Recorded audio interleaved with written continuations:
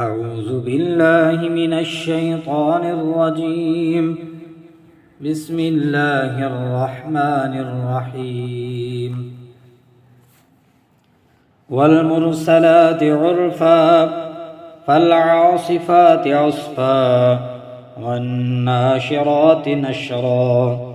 فالفارقات فرقا فالملقيات ذكرا عذرا أو نذرا إنما توعدون لواقع فإذا النجوم طمست وإذا السماء فرجت وإذا الجبال نسفت وإذا الرسل أقتت لأي يوم أجلت ليوم الفصل وما أدراك ما يوم الفصل ويل يومئذ للمكذبين ألم نهلك الأولين ثم نطبعهم الآخرين كذلك نفعل بالمجرمين ويل يومئذ للمكذبين ألم نخلقكم من ماء مهين فجعلناه في قرار مكين إلى قدر معلوم فقدرنا فنعم القادرون ويل يومئذ للمكذبين ألم نجعل الأرض كفاتا أحياء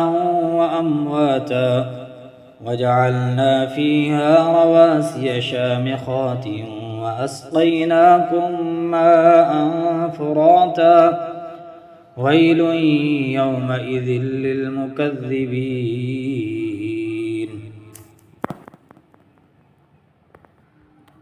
وجعلنا فيها رواسي شامخات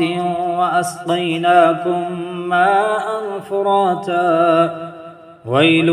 يومئذ للمكذبين انطلقوا إلى ما كنتم به تكذبون انطلقوا إلى ظل ذي 3 شعب لا ظليل ولا يغني من اللهب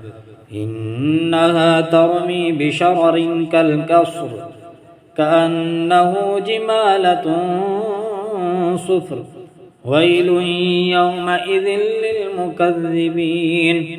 هذا يوم لا ينطقون ولا يؤذن لهم فيعتذرون ويل يومئذ للمكذبين هذا يوم الفصل جمعناكم والأولين فإن كان لكم كيد فكيدون ويل يومئذ للمكذبين إن المتقين في ظلال وعيون وفواكه مما يشتهون كلوا واشربوا هنيئا بما كنتم تعملون إنا كذلك نجزي المحسنين ويل يومئذ للمكذبين كلوا وتمتعوا قليلا إنكم مجرمون ويل يومئذ للمكذبين وإذا قيل لهم اركعوا لا يركعون ويل يومئذ للمكذبين فبأي حديث بعده يؤمنون